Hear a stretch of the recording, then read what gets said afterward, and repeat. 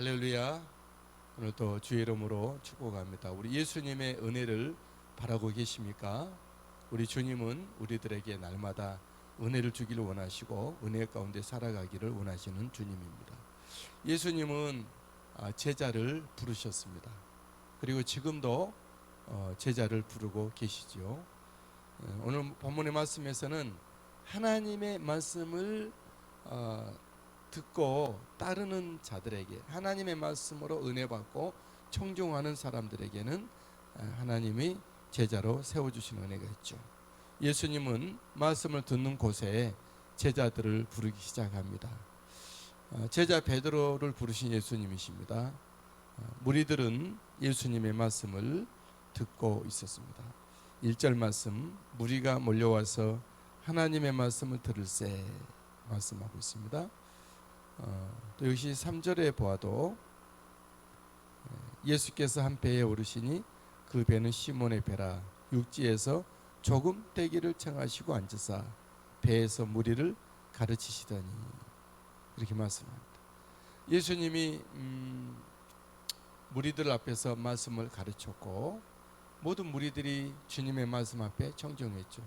그리고 예수님은 그에 더하여 두 배 중에 한 배를 지명하여 특정하여서 육지에서 약간 배로 띄우기를 청하고 거기에 올라가셔서 말씀을 또 전하셨는데, 그 배는 시몬 베드로의 배였습니다.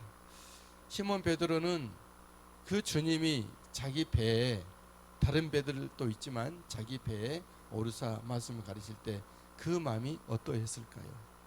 여러분, 우리의 삶 가운데, 우리의 삶의 배에 주님이 오셔서 말씀을 가르치시는 은혜가 있게 되기를 바랍니다. 베드로에게 주님은 그 배를, 베드로의 배를 타시고 말씀 전하실 때 베드로도 그 누구보다도 말씀에 귀를 기울이고 청종했겠죠. 우리 예수님은 시몬 베드로를 향하여 지목하여서 말씀합니다. 깊은 데로 가서 그물을 내리게 하라. 말씀을 4절 말씀을 마치시고 시몬에게 이르시되 깊은 데로 가서 그물을 내려 고기를 잡으라. 베드로는 주님이 말씀을 하신 것도 은혜로웠고 자기 배에 올라서 말씀을 증거하실 때도 너무 감동이었고 감격이었고, 또 자기를 특정하고 지목하고 지명하여 불러서 시몬을 향해서 말씀을 전하실 때, 말씀하실 때 베드로의 심령은 정말 놀라운 은혜가 있었을 것입니다. 또 그 말씀이 베드로에게 깊은 데로 가서 그물을 내려 고기를 잡으라 말씀하실 때 베드로는 이렇게 대답합니다. 주여, 내 경험을 다 내려놓고 주의 말씀을 의지하여 따르겠습니다. 5절, 우리들이 밤새도록 수고하되 잡은 것이 없지만은 말씀에 의지하여 내가 그물을 내리리이다. 내 모든 경험과 내 생각과 내 상황과 상태를 다 내려놓고 십자가 앞에 내려놓고 내가 주님을 따르겠습니다. 주님 말씀대로 행하겠습니다. 주의 말씀을 의지하여 내가 그렇게 순종하여 가겠습니다. 이런 얘기를 베드로가 하게 되는 것이죠. 예수님의 말씀에 순종했던 베드로에게 놀라운 일이 일어났죠. 예상 밖의 일이, 그물이 찢어질 정도로, 배가 가라앉을 정도로, 베드로 배뿐이 아니고 안드레와 요한의 배까지, 요한과 야고보의 배까지 잠길 정도로 많이 잡혔죠. 6절과 7절 말씀입니다. 그렇게 하니 고기를 잡은 것이 심히 많아 그물이 찢어지는지라. 이에 다른 배에 있는 동무들에게 손짓하여 와서 도와달라니 그들이 와서 두 배 채움에 잠기게 되었더라 말씀을 합니다. 예수 그리스도의 말씀을 듣는, 예수 그리스도를 따르는, 예수 그리스도께 순종하는 곳에는 이런 하나님이 채워주심의 은혜가 있는 줄 믿습니다.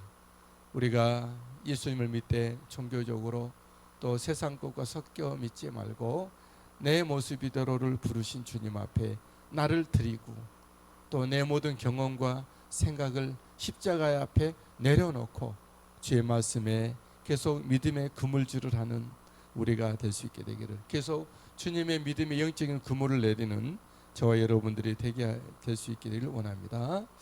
예수님은 그 자신 안에 하나님이 계시고 또 그 하나님의 그 능력으로 말씀을 하셨고 또 제자들을 바라보실 때 또 그 주님의 행하심을 따라 주님께서는 행하실 때 우리는 주님 앞에 굴복하지 않을 수가 없죠. 예수님의 그 신성, 하나님의 빛, 하나님의 능력, 우리를 밝히 꿰뚫어 보시는 그 주님의 바라보심 앞에 설 자가 누가 있습니까? 베드로는 예수님 앞에 엎드리고 주여 나는 죄인입니다 라는 고백을 하게 이르릅니다.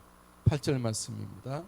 시몬 베드로가 이를 보고 예수의 무릎 아래에 엎드려 이르되 주여 나를 떠나소서 나는 죄인이로소이다 이렇게 합니다. 우리가 주님 앞에 나와서 주님을 인격적으로 만나고 또 주님 예수 그리스도의 그 모습을 알게 될 때에 우리는 가슴을 치죠. 그리고 나의 모든 지난 모든 가워들을 주님 앞에 다 내려놓고 주님 내가 이런 사람입니다 하고 고백할 수밖에 없게 되는 것이죠. 베드로가 그렇게 한 것입니다. 주여 나를 떠나소서 나는 죄인이로소이다. 진짜 베드로가 주님은 필요 없고 주님과 나는 떨어져야 되고 뭐 그런 뜻이 아니죠. 내가 주님 앞에 감히 설 수가 없습니다.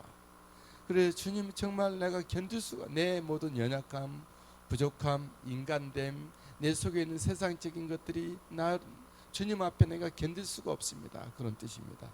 이런 어떤 자복함, 가슴을 뜯는, 마음의 옷을 찢는 그런 기도가 경험이 우리들에게도 있었고 또 베드로도 있었고 어쩌면 우리에게 또다시 그런 은혜와 그런 경험이 그런 주님과의 만남의 현장이 있게 되기를 있어야 될지는 모르겠습니다. 주님과 주님의 말씀 앞에 내가 굴복되기를 원합니다. 예수 그리스도의 그 신성, 그 빛 앞에 그 나를 향한 주님의 그 희생과 헌신, 주님의 사랑 앞에 내가 또다시 굴복되어지기를 원합니다. 주여 나를 다시 한번 굴복시켜 주시옵소서. 그런 기도가 있게 되기를 바랍니다. 예수님은 그런 베드로를 떠나신 것이 아닙니다. 보니까 정말 너는 죄인이고 너는 정말 너는 아니구나 하고 예수님이 내가 잘못 봤네 하고 예수님 떠난 것이 아니죠. 그런 베드로를 제자로 삼습니다. 10절 말씀이죠. 10절 말씀에 세베대의 아들로서 시몬의 동업자인 야고보 요한도 놀랐습니다. 예수께서 시몬에게 이르시되 무서워하지 말라. 이제후로는 네가 사람을 취하리라 하시니 이제후로는 네가 사람을 취하리라 이렇게 말씀합니다.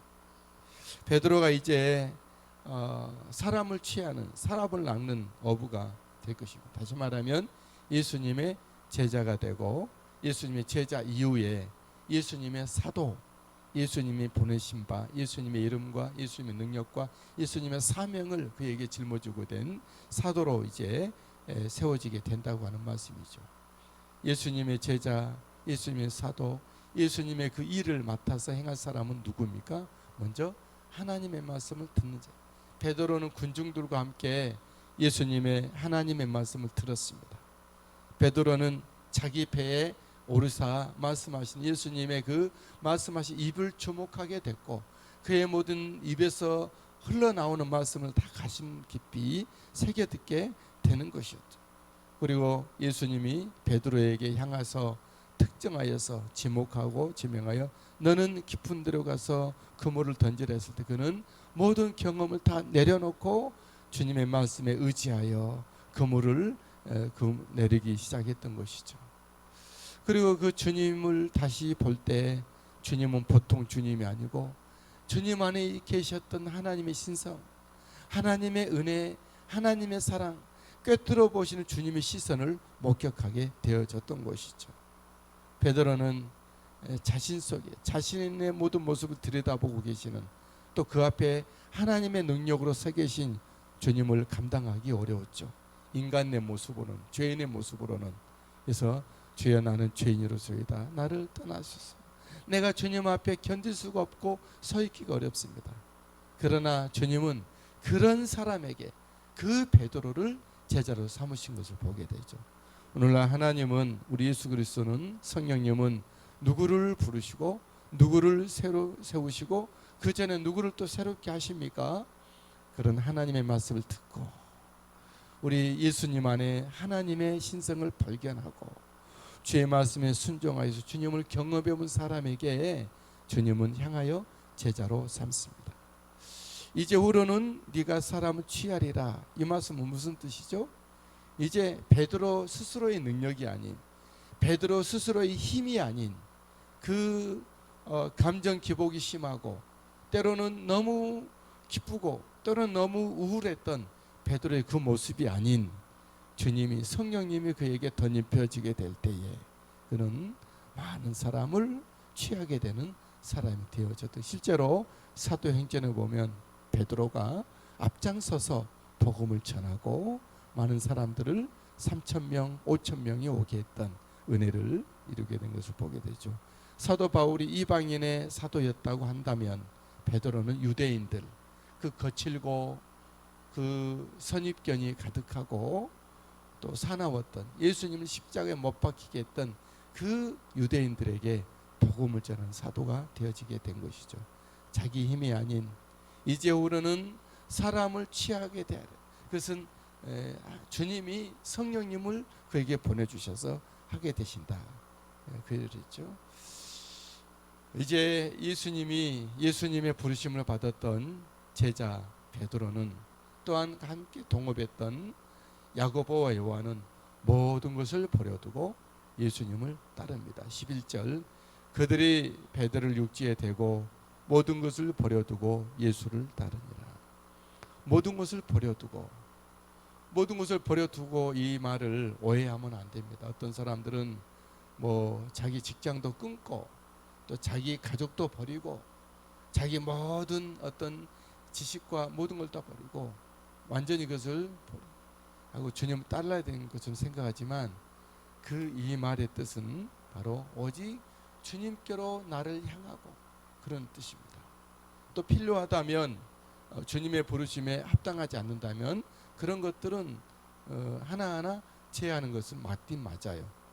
그러나 우리들은 내게 주신 모든 것들을 주님을 위해서 사용하는 그런 뜻이 바로 내 것으로서의 버리고 주님 것으로 인정하고 내가 주님을 따르겠습니다. 내 지식, 내 탤런트, 내 처한 여러 가지 상황들, 내 모든 어떤 관계들, 이런 것들을 다 주님께 맡기고 주님께 드리고 나는 주님의 말씀을 듣고 따르고 순종한다, 뭐 그런 뜻이겠죠. 오늘 또 우리 주님 은혜가 있게 되길 바랍니다. 우리가 이 땅 가운데 살면서 세상에 살지만 이제 성령의 사람, 예수 그리스도의 말씀을 듣고 예수 그리스도를 만나고 예수 그리스도의 그 은혜를 우리가 받고 또 경험하고 체험을 하고 또 주님의 부르심을 받아 이 땅 가운데 사람을 낳는 어부의 삶을 살게 되기를 주의 이름으로 축복합니다.